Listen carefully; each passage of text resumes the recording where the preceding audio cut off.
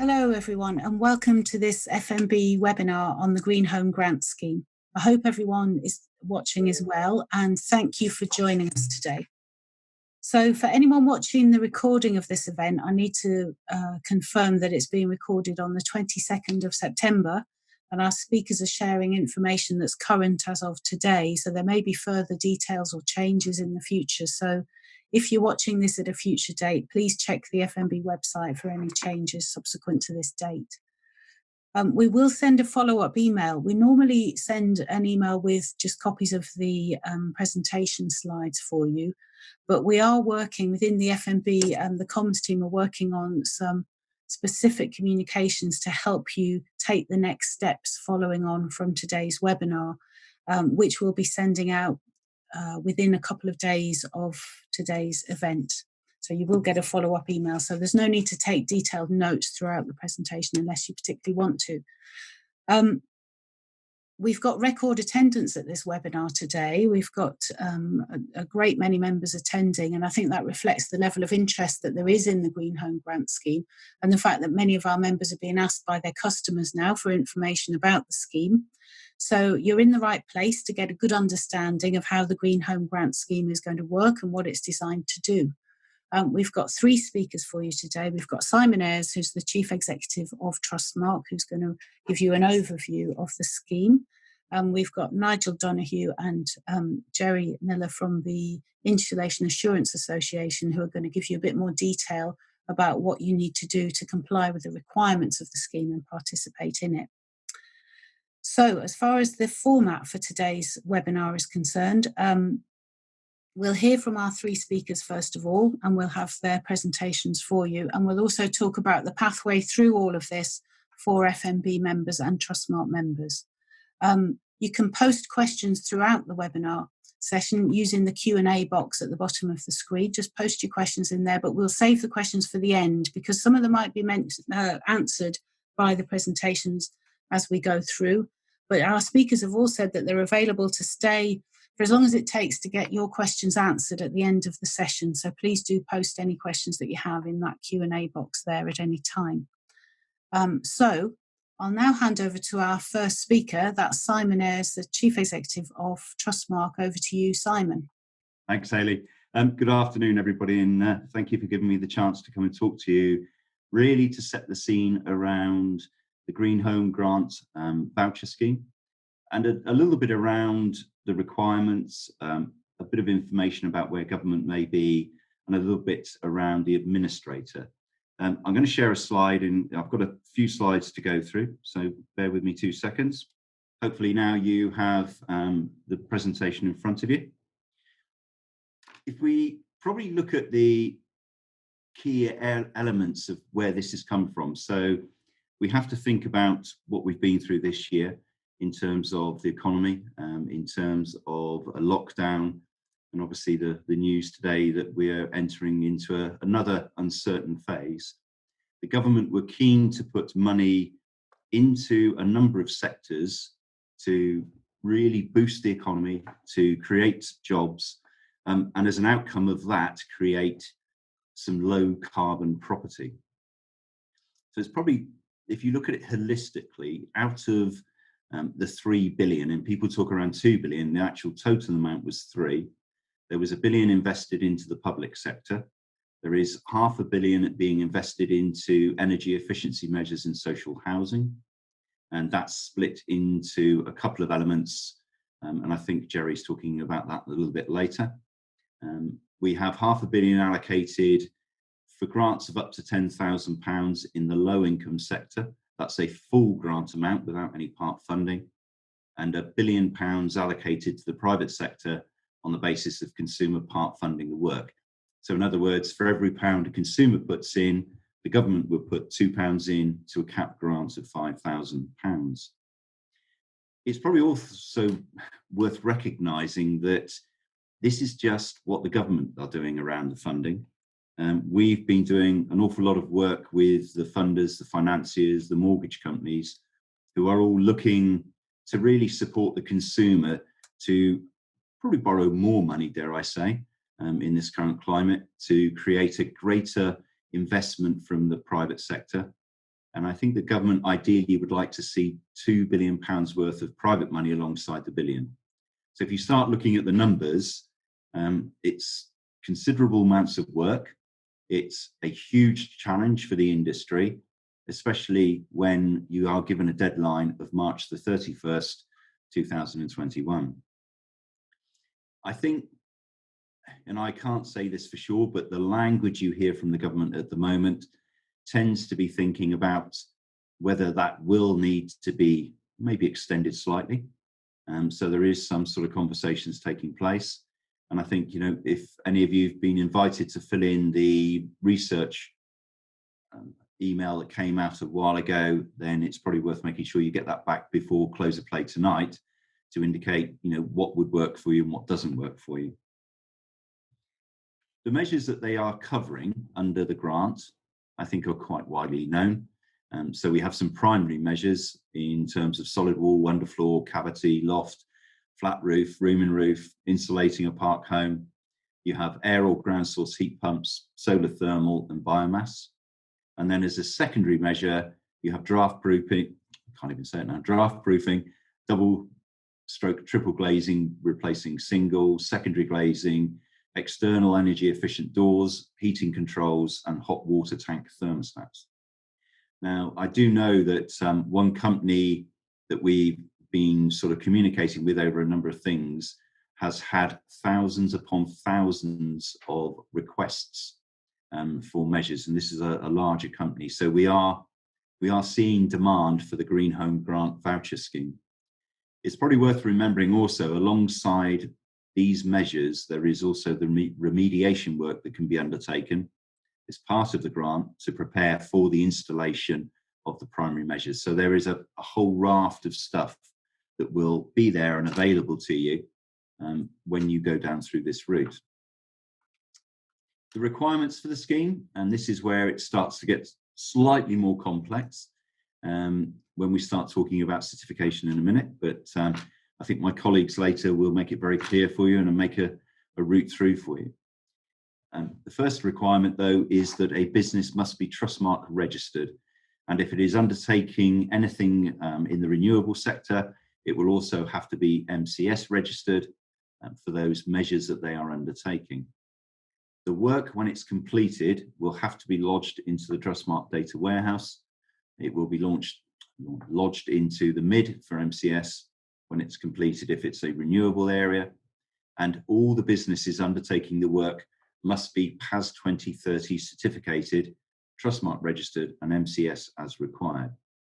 Now, a lot of this is all about delivering quality.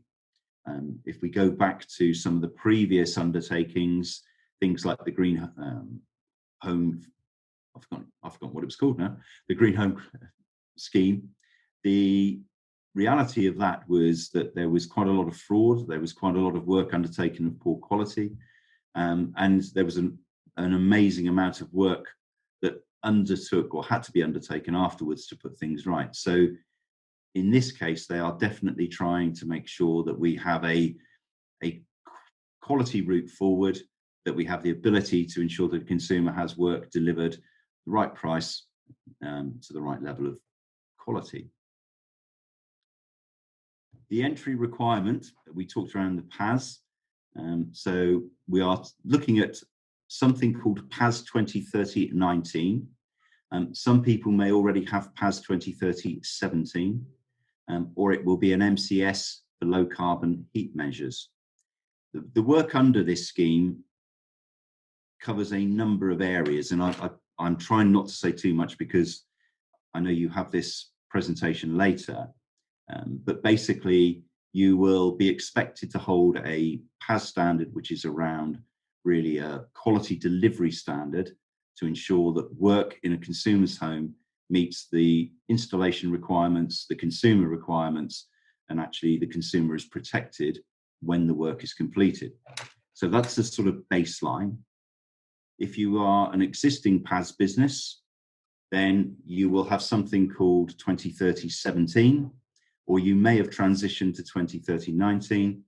But for the Green Home Grant Scheme, there is something that's been applied called an easement, and that will allow you to deliver the work to 2030-17 so that it's all in order.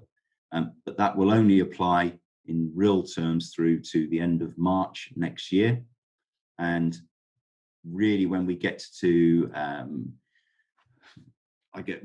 it's June the next year when we will have a full move to 2035, which is something called the whole house standard. Businesses that require PAS 2030 certification will have to go down a route where they will apply for something called PAS 2030-19. There is a number of elements that you will be required to support and identify that you can achieve. There would be a requirement for a quality management system, and there will be a requirement of things around qualification and competence. There is the ability now through UCAS and the easement they've given that a certification body may be able to issue a non-conformity, but still issue a certificate under 2030-17, which would allow you then to participate in the Green Homes Grant Scheme. So there's a route through, but that will also, if you're issued a 2030-17 certificate, come to an end at the end of March next year, unless, of course, the scheme changes. So the working assumptions, PAS 2030-17 certificate is required. It will be transitioned to 19, let me start again. Any PAS 2030-17 certificate that has been issued under this arrangement must be transitioned to 2030-19 by the 31st of March 2021, or the certificate will lapse. If you transition to 2030-19 and the new initiatives come through, there's one called HUG, which is the Home Upgrade Grant, which is worth another £2.5 billion, then you will be able to operate within that sector and move forward. There is no change to the agreement we have with government from Trustmark, which is the move to the full PAS 2030-19, 2035 requirement at the end of June in 21. And it says there is no implication that the PAS 2030-19 certification can be used without compliance with PAS 2035-19. So they are still joined. In other words, they're documents that work together. Alongside this, for every insulation measure, there will be a requirement for ventilation. I'm no expert on ventilation, but I believe it all aligns to Part F of the building regulations. So you will have to ensure that you install ventilation when you put in insulation. And I know that's been a mantra for a very long time by a number of people. A bit of information briefly around the rules. So we have a number of elevated risk areas. So this would be where, through knowledge, through technical understanding, that certain areas of work have been identified as an elevated risk. So park homes, I think by nature has a varying amount of different treatments that are all put together. Therefore, that creates the technical risk. You have a building that is both traditionally constructed and protected. So it has to be both those things to move into an elevated risk. And high-rise buildings, as you would expect, on the basis that if a block of flats, every resident suddenly decided to get a grant, you're taking something from what can be a standard grant into grants for a high-rise property. So they all have to be treated under the 2035 standard. There are some other intervention areas. Internal wall insulation, where the technical risks are assessed. So for instance, if you're installing internal wall insulation, you should remove a kitchen, a bathroom, etc. to fit the insulation, but you wouldn't remove a kitchen if you're going to refit it in a couple of months or whatever it would be. So there has to be a plan in place to show what's happening and how that would be overcome.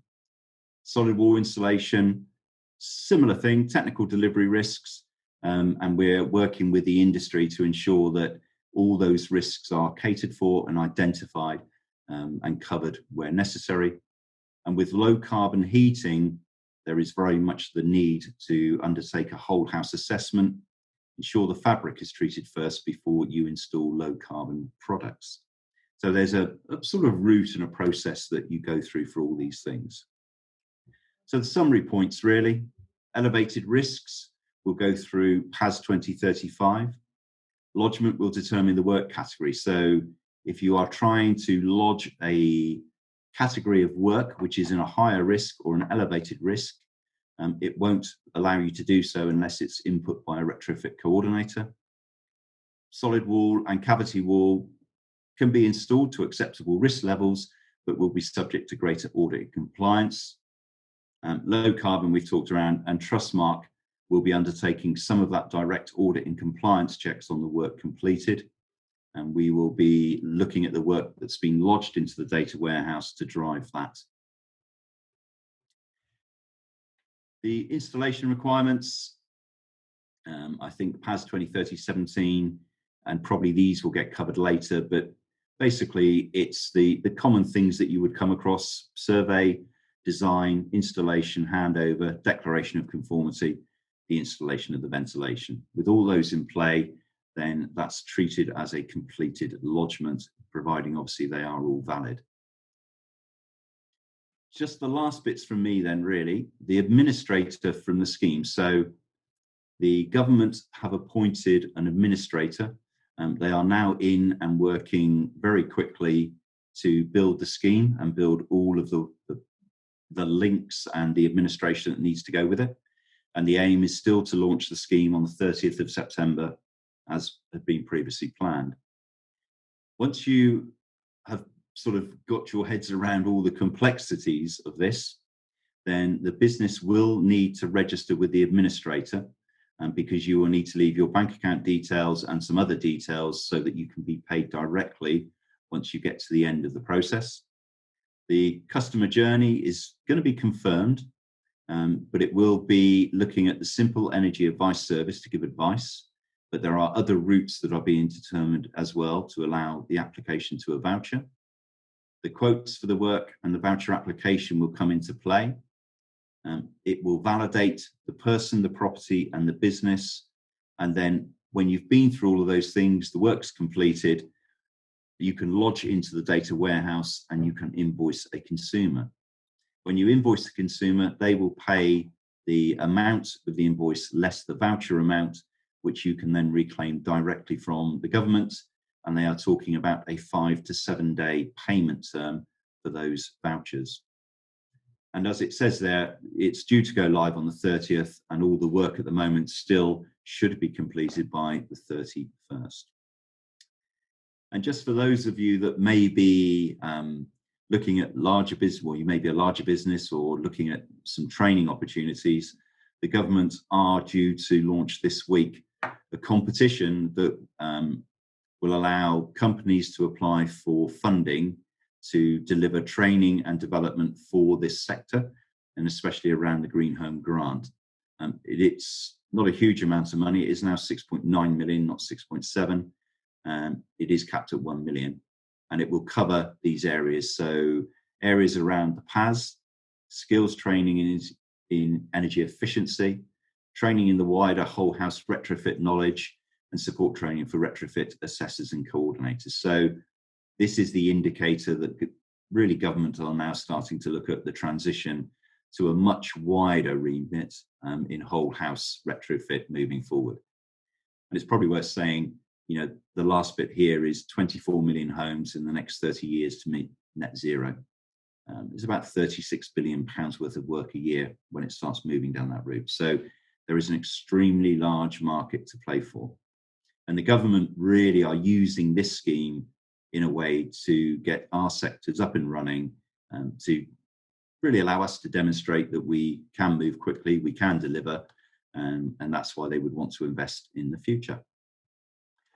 Thank you very much.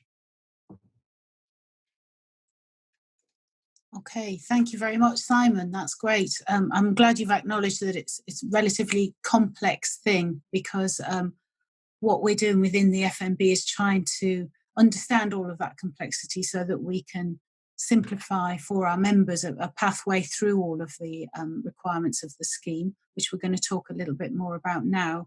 But thanks very much for setting the scene for us. And the training fund that you mentioned is something that FMB is also interested in, and we're waiting for that competition to be launched as well, so that we can understand how we could help members to benefit from that. I can see that questions are beginning to come in, which is great. Any further questions, please post them in the Q&A box, and we'll share those with the speakers at the end. But for now, I'll say thank you to Simon, and we'll hand over to Jerry, who is going to speak a bit more about the detail of the PAS 2030 and other requirements. So over to you, Jerry. Yeah, Hayley, thanks. Hi, it's Jerry Miller. I work with the IAA. I think Simon's given a very good overview of what is an exciting opportunity, both in the short term, but more importantly, and why it is worth perhaps spending the time getting into this space is the prospect of future funding. So we're kind of looking at a bit of the detail, and if I can get this to share properly, we'll run through. Hopefully everybody can see that. Yes, we can. Thanks, Jerry. Bizarrely, I can't, but hey-ho. Yeah, so I think, as I say, Simon has run through the basics. We're trying to have a look at the more practical elements of how you actually access the scheme. First point to make, caveat emptor, it's certainly an example of policy making on the hoof. The requirements will undoubtedly change, as Hayley said, and there may be additional, more detailed requirements set by the scheme administrators to be appointed shortly. So firstly, just to recap, there are three elements of the scheme: general, low income, and local authority-led delivery. That's important because the details of each of the segments actually varies. For example, low income and general funding is available throughout the UK, but the local authority delivery or LAD scheme, because it's aligned to the alleviation of fuel poverty, which is devolved, is only applicable to England. There's also a difference in the timescales. The first tranche of LAD, which has already been opened to bids, needs to be delivered by March next year, but there is actually a second tranche that will be delivered through the hubs. The delivery on that is actually March 22. So it's still a challenging timescale, but in terms of target customers, who can actually access the funding? Well, that also varies by scheme. The general scheme covers owner-occupiers of dwellings and park homes, but also private and social landlords. So, for example, if there's a private rented sector energy efficiency requirement to do some work, it potentially gives a driver for uptake of the scheme. The low-income scheme is only available to owner-occupiers of dwellings or park homes where they're in receipt of a benefit. And the LAD scheme is also targeted at the worst performing EF and G properties where the household income is subject to a maximum. In terms of eligible measures, I think Simon went through this.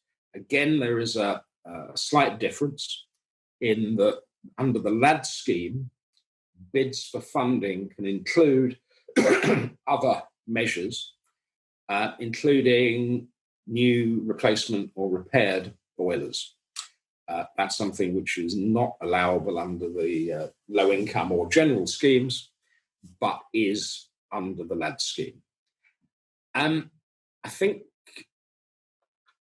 critically, whilst the measures are included, as Simon alluded to, there is also other stuff that can be funded. To try and give the breakdown of that, there are certain preliminary and enabling works that can also be covered by the grant. They're actually split as professional services, including, for example, design work, damp treatment, structural engineers reports, modelling, which could include moisture risk or cost savings, air tightness, etc., etc. There is a sub-requirement that those services must be required by the standards that apply, whether those are PAS or MCS based. Obviously, contractor costs are included, labour, materials, etc. Scaffolding is also mentioned, but by inference, I would assume that covers other access costs, platforms, etc. Probably of most interest to FMB members is the enabling works, which have to be reasonable. And examples cited for that include structural work, for example, repointing or potentially repairs to floor joists. Quite likely to be a significant amount of work involved in that space. So what's not included? Well, broadly, usual professional services, contractor costs such as training, and building works that are not connected with a GHG retrofit scheme. Just to note, there are also some costs like furniture removals and storage and alternative accommodation that can't be covered. So that's kind of who and what potentially is fundable. I was going to have a very quick look at delivery, which I think Simon more or less covered, but to run through it. Local authority delivery is fundamentally different in that it's subject to bids. It does also not mandate Trustmark, although the wording used is that bids that are based on Trustmark will be favoured, although local authorities can bid based on an alternative quality framework if they want to propose one, if, for example, they're using own labour.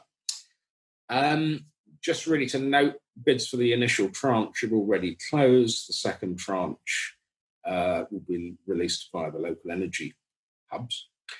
The second tranche, and I'll explain a bit more later, can't be delivered to 2030, 2017. It should be delivered to 2030, 2019. That's potentially important for reasons that I'll come to in a second. In terms of the general and low income schemes, I think Simon has pretty well covered this, so I won't waste time on it.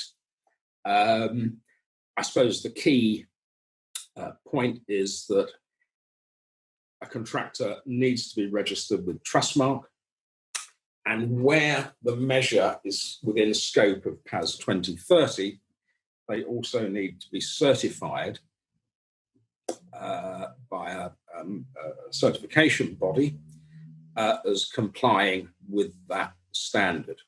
There's also requirements to comply with the Trustmark codes, provide financial protection, lodge on the data warehouse, etc., etc.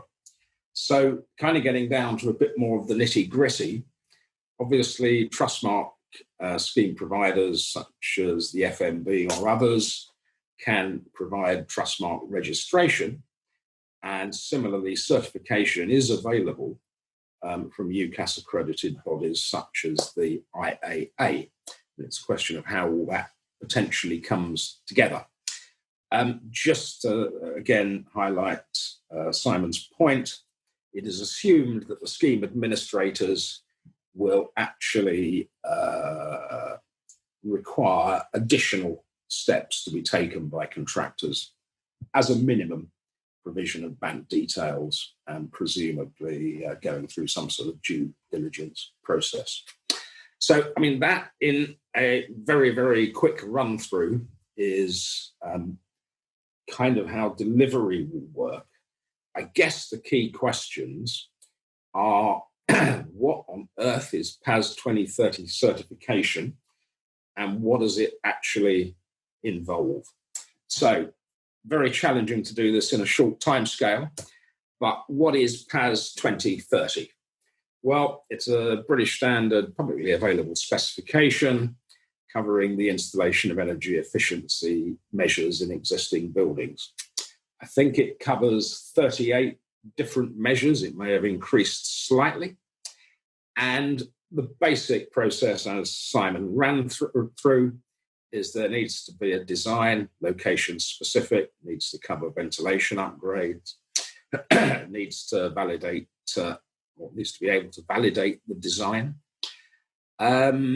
Installation, handover process, the whole process management piece around how that work is done, general customer service provision, and that is backed by 38 measure-specific annexes, which include the competencies that operatives need to have, pre-inspection requirements, and additional installation requirements. What is the point of all this? It's kind of to make sure that installation meets customers' expectations. Now, where life gets a little complicated is PAS 2030 was originally introduced in 2014 to support Green Deal and as part of the Each Home Counts process. The core purpose hasn't changed, but the 2019 revision from the 2017 that was extant beforehand, it introduced a number of important changes. Firstly, as is alluded to, it created a new requirement for the design to follow the PAS 2035 process. And this is based on a risk assessment which I'll come to. It also introduced additional ventilation requirements aimed at safeguarding indoor air quality. The 2019 revision also changed the nature of competency. So rather than under 2017 being based on minimum technical competencies and meeting those, under 2019, it is based on vocational qualifications, which has implications for anyone who's not on the journey already. So I suppose the obvious question is, what is PAS 2035? Well, I must be mad. PAS 2035 in one slide, it took about a year and a half to actually develop. But what is it? It's a specification covering the retrofitting of dwellings for energy efficiency.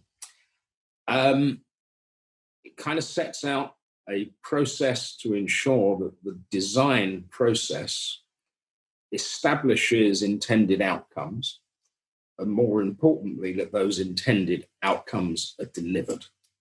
Now, in practice, it actually creates 5 new roles, including probably the key one, which people may have heard of, which is the retrofit coordinator, who has overall responsibility for compliance with PAS 2035. The competency of that retrofit coordinator depends on how risky the work actually is. There are actually 3 risk pathways that are determined by a mix of the property type and characteristics and the measures being installed. So, for example, high-rise and protected buildings always go through the highest risk pathway because they are inherently more risky, and that involves additional hurdles. So the very quick process, it's not a hugely long document, but it is quite complex. But the basic stages of the project under the guidance of the retrofit coordinator are there needs to be a retrofit advice stage. That, it will come as no surprise, is provided by a retrofit advisor who has to be qualified according to certain competencies. There's then an initial risk assessment, which the qualifications of the retrofit coordinator are established. There's then a property assessment, which will come as no surprise, is completed by a retrofit assessor. There's then a ventilation evaluation. The retrofit coordinator then has to draw up an improvement options list, agree the intended outcomes with the customer, and the retrofit design is then prepared by a retrofit designer. Once that's completed, that is passed to the installer, who has to operate PAS 2030-2019, because that is interlocked with PAS 2035. Once installation has been completed, 2035 also covers commissioning and handover, and critically monitoring and evaluation, and the degree of that depends on whether the intended outcomes were delivered. So that is a very, very one slide look at PAS 2035. What does it mean in practice? Well, it introduces a whole new world of complexity and pain. And whilst it's very laudable, currently it would be very challenging to deliver against because of the limited number of individuals with the correct skills. Conclusion, therefore, is realistically, unless a contractor already has capacity being built or developed, I would say it will be very difficult for a new entrant to deliver to PAS 2030, 2019 and 2035 in the GHG timelines, unless they're working with an existing qualified retrofit coordinator. Therefore, the focus is on other routes to access the Green Homes Grant. So what does the route to compliance actually look like?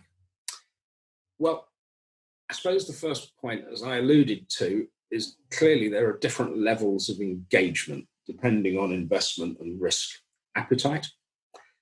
There may be contractors who, seeing the longer term opportunity, want to be certified to 2030, 2019 and deliver to 2035. Very challenging for the GHG, but longer term, that may be a route some choose to take. Others may feel that 2030, 2017, or a temporary 2030, 2017 certification, if they can't achieve 2030, 2019, is the preferred route because it realistically would be deliverable in the GHG timescales and would potentially allow for onward development to the 2019 standard. But there could be some people who don't have the appetite to actually go down that route. So there are other ways of potentially engaging. Forming alliances with installers to complete enabling works is one obvious one, as a subcontractor, effectively. The IAA does produce membership lists to help with identifying locally certified installers. Clearly, LAD funding is another option, and it may be there are contractors who would seek to form allegiances with local authorities to deliver work under the LAD scheme, which doesn't have to be Trustmark or PAS. But kind of assuming that the longer term aim, given the longer term opportunity, is to become, certified and capable of delivering to GHG and subsequent schemes. Nigel Donahue, the IAA's chief exec, was now going to briefly outline how the IAA can help in that journey. So thank you very much.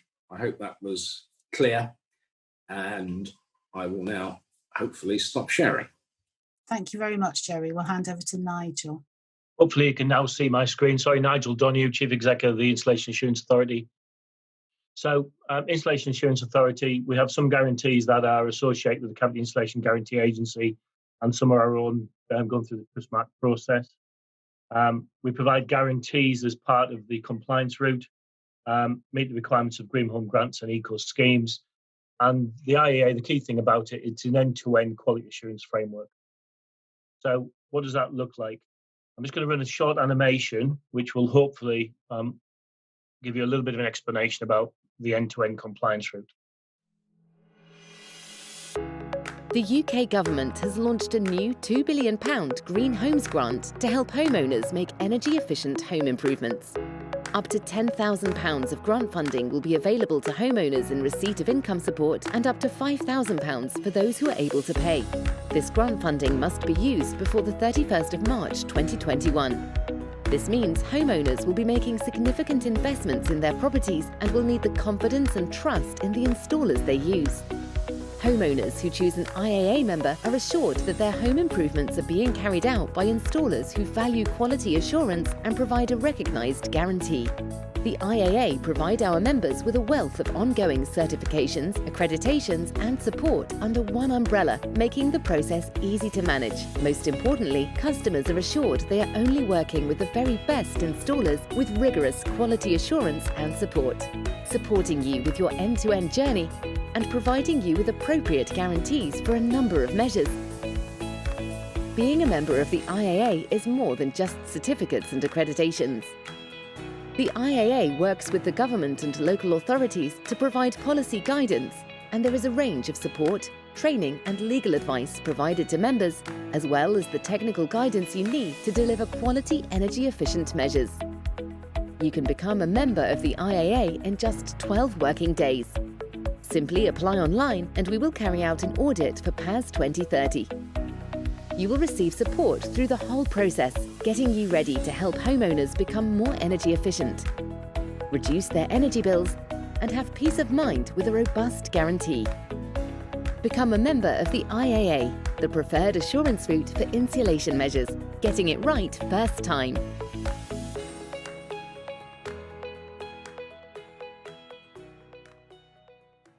I'm not going to dwell on the infographic. This is just an infographic that helps support the content of the animation and gives you a little bit more of a view.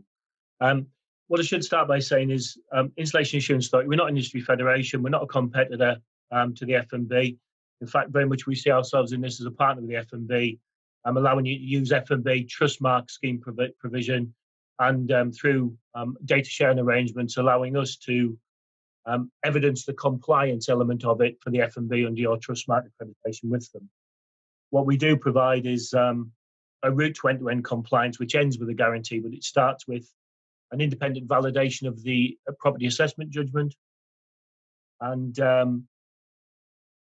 guarantee at the end of it, having gone through the PAS 2030 accreditation route, had the correct effective surveillance through that route, and as an aside for cavity wall insulation to have us act on your behalf for building control purposes as a competent person scheme. So the benefits really, it's end-to-end, it's a streamlined process. We'll explain slightly the differentiators between us and other opportunities in cert bodies. We manage a fast-track onboarding process. And importantly, you only pay for what you do. So you might speak to a cert body who says, how many measures are you going to do this year? Okay, that's X £1,000. With us, if you're at 5% surveillance and you do one measure, you pay £7.50 for that measure. And it equates through the life of the number of measures you install to the relevant level of surveillance. So we take the risk effectively. If you register for loft and you do one loft because that's all you manage to do, you only pay for one surveillance or an element of surveillance. It provides assurance that because it's an end-to-end offer and we've got oversight of surveillance, we've got oversight of quality of work, we're providing technical support, it provides assurance to funders that their money's in safe hands, and a simple route for local authorities to be able to identify contractors, ensure they're operating to the highest standard. And the whole mantra is right first time. So what's it look like in terms of cost? To dispel some of the myths on costs around £7,000 and £8,000, to onboard for PAS 2030, we have primary and we have, I won't call them secondary measures, but we have a lesser route to compliance. So cavity wall, external wall, IWI, park homes and hybrid. If you sign up for a single measure as a prime measure, it's £750. Every measure at that level after that is an additional £250. And if you were signing up for something like room and roof, loft insulation and underfloor, it's £250 with each measure being £250. So you can see by way of an example there, what that looks like in terms of onboarding costs. And that compliance journey, so you indicated you wish to access the Green Home Grant Scheme. You've put your application in for to the IEA for certification. To do that, you need endorsement. So if you're working with a recognised system such as external wall or cavity wall, you will need a system designer to endorse your application, and they will have to have trained and carded on that. If you're doing something like underfloor and you're using Knauf mineral wool product, for example, you'd have to get them to endorse your application as a manufacturer. Not quite as rigorous, but there's some additional levels that we'd expect for you to install that measure. And that's things like adherence to our technical best practice and some documents that we wrote on behalf of BAYS around compliance for that measure. It's a desktop review in the first instance, and we'll ask you for further information if we need it. Then there is a head office site audit that may, in the current circumstances, be delivered over a Teams type format. You'll be then given a number of where required improvement actions that you need to fulfill. We'll then go out when you start work, having approved your application, we'll go out and do a witnessed assessment for the first work you do on site. And at that point, the decision is for full certification. And that confirmation is provided to you, and you can then start work in earnest. And we'll then carry out in the background the required surveillance to make sure you remain compliant for lodgement of the measures. It may be, if you were going down that route, what the likely thing is you will have a non-compliance against the 2019 standard, and therefore you'll be certificated in 2017, unless you want to operate to the 2019 standard and you're compliant. If you're unsuccessful, like all good systems, there's an appeals process for our certificate. So what's it look like? So you agree to submit your application, to submit to the system audit and on-site assessment of work, abide by the scheme rules, which will be provided to you. You evidence that you've got appropriate public liability insurance. We need to identify if you've had any previous removal from any scheme, so you'd have to declare that, or any previous registration withdrawn. And importantly for us as well, there's a very good reason for this. We look for people who are directors of the company or persons of significant control, and looking at their previous company responsibilities. The reason we do that is history tells us with schemes such as cavity wall, companies will come, they will deliver work, and then they'll disappear to avoid some of the liability and some of the stuff they left behind. They'll then phoenix into another organisation. It's our mission in life to hold those companies to account for the sins of the past and make sure that they pick up any responsibility for what they've left behind. You know, because actually it's all about promoting quality work and our quality installer members. Application form is fairly straightforward. We will support anybody who applies with that application process. And it is literally a case of getting your endorsements and ticking the boxes that you want to be considered for accreditation. And there is a checklist, an audit checklist. What we endeavour to do to support you with this is to provide you with some templates and some advice. So we need to look at certifications. We need to look at the competence of the workforce that you intend to deploy. In 2017 words, that's minimum technical standards as our competencies, as Jerry said. And in 2019, that's holding or working towards an appropriate MVP. We look at your approach to property assessment and how you're going to record that, how you're going to manage your supply chain and any subcontractors you might have. Won't be a leap of faith for you if you're working under Trustmark, but we need to understand how you're going to approach complaint handling. We have rules for complaint handling, which will make that very straightforward. We're looking at how you're going to record the work you've carried out and obligations under guarantees. So how you're going to record the guarantees you've issued from us. Health and safety, bread and butter stuff to use in industry. But in this field, we do support, we provide template policies, work instructions, method statement. How are you going to comply with building regulations, your lodgement approach, and compliance with the standards?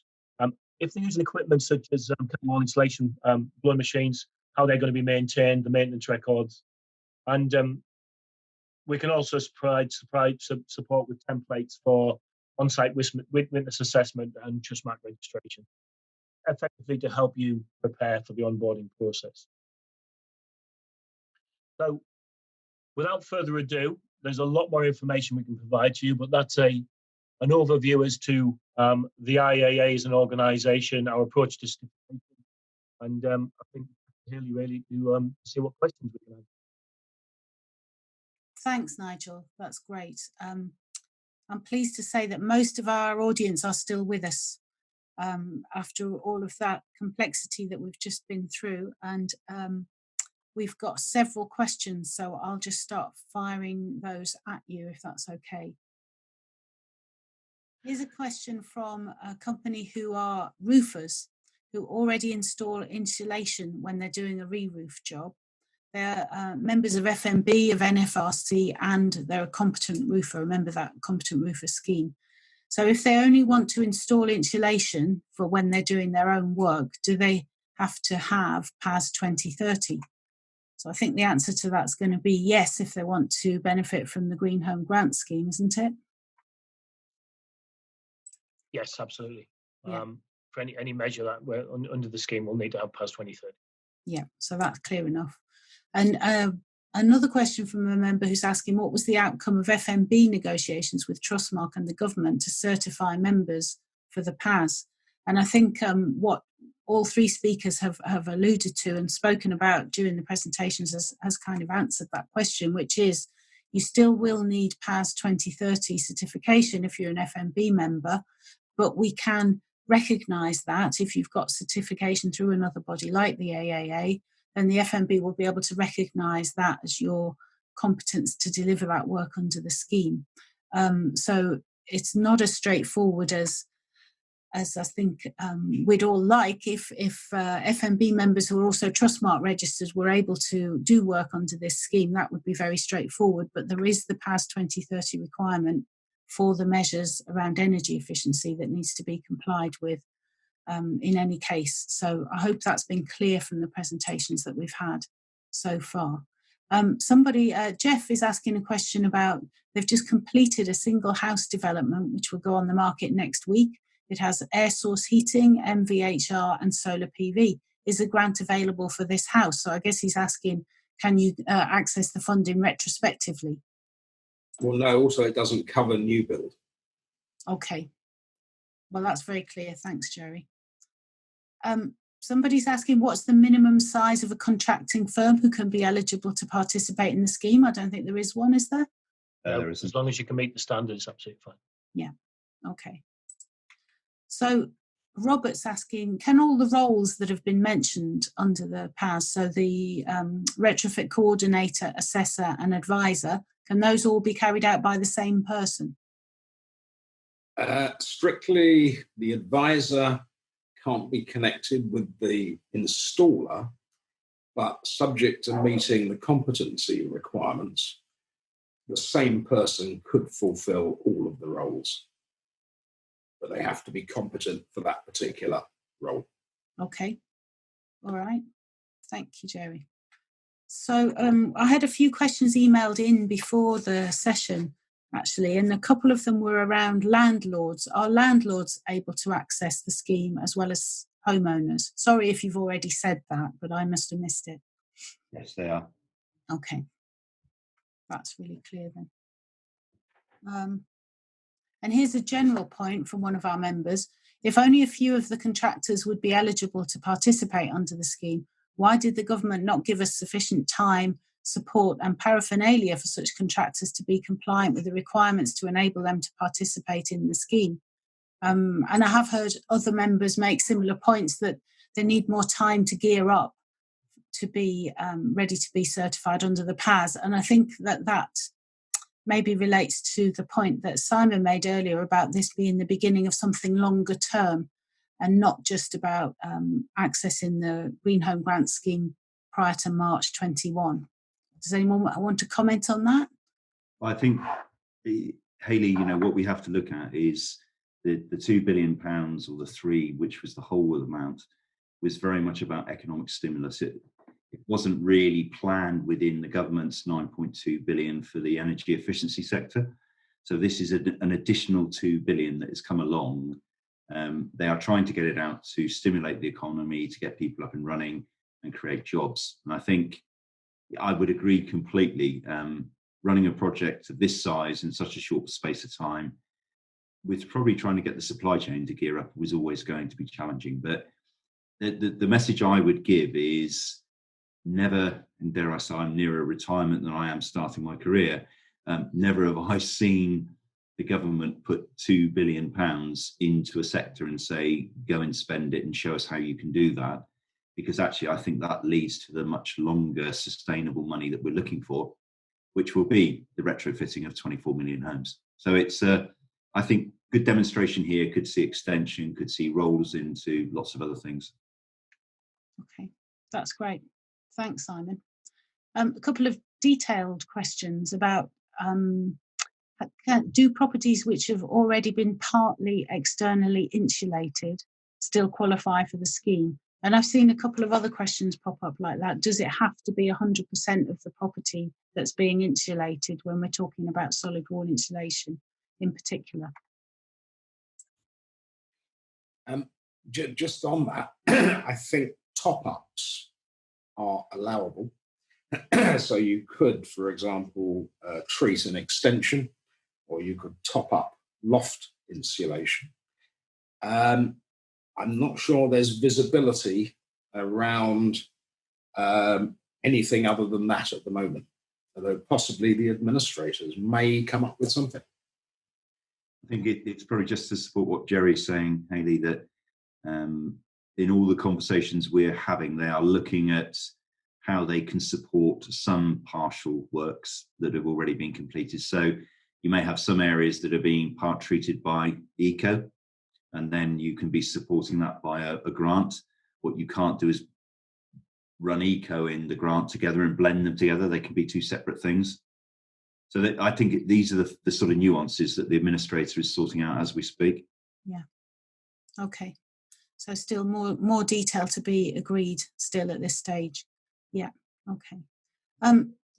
One of our members has asked a question that I'd really like to answer because it goes to the heart of the message that we're trying to get across to members today. And he is saying that he's registered with FMB. He is an insulation contractor, but can't be registered with Trustmark as an insulation contractor under his FMB registration. Is this going to be changed? Will FMB be able to register insulation companies on Trustmark? And that goes to the heart of what Nigel was speaking about just now, is that the answer is yes, we would like to be able to recognise member companies that are eligible to install insulation and other measures under the scheme, but they will still need to be assessed against PAS 2030 by a UCAS accredited certification body. And the FMB isn't a UCAS accredited certification body, which is why we need to work in partnership with bodies such as the IAA and put data sharing agreements in place, etc., so that we can recognise the assessment that's been carried out by the other body. I hope that makes sense. I'm trying to make it as clear as I can, but it is quite a complex picture. So we're doing our best to sort of give some clarity to all that, which I know is what members want from us. So another question from a plumbing and heating company in North London. So they fit mainly cylinders, boilers and radiators. They don't fit many heat source pumps. Heating controls are a small part of the whole job. So they're asking, how would this scheme benefit us, and is it cost effective to apply for training? I guess that's a tricky one to answer. I don't know if anybody wants to take that question on. I guess the challenge, Hayley, there is about the level of sort of secondary measures. So I guess the sensible solution there is to find somebody that's installing primary measures and work with them to install the secondary measures, because you have to have primary measures before you can do secondary. I think if you're going to look at the heat pump sector, then I think one of the businesses that we know had inquiries, they had 61 inquiries for heat pumps in 24 hours. That was for air source heat pumps, and another one has got over 3,000 inquiries, in terms that have come through. So low carbon is the route forward, but low carbon has to be achieved after you've treated the fabric. So there's a big push by BEIS also to create localized supply chains where people come together so that you have groups of businesses that come together to also deliver within the schemes. Okay. All right. Thanks, Simon. We're coming up to just after 5:30, so I don't want to carry on for too much longer. But there is one last question I'd like to bring to you, which is a member who's asking that they already hold ISO 9001 and ISO 18001, provide full insurance-backed warranties, etc. So PAS 2030 will duplicate a lot of the standards that they already hold. Is there consideration for this when applying in terms of costs and repeating processes? I don't know if that's something that maybe Nigel or Jerry would like to take on.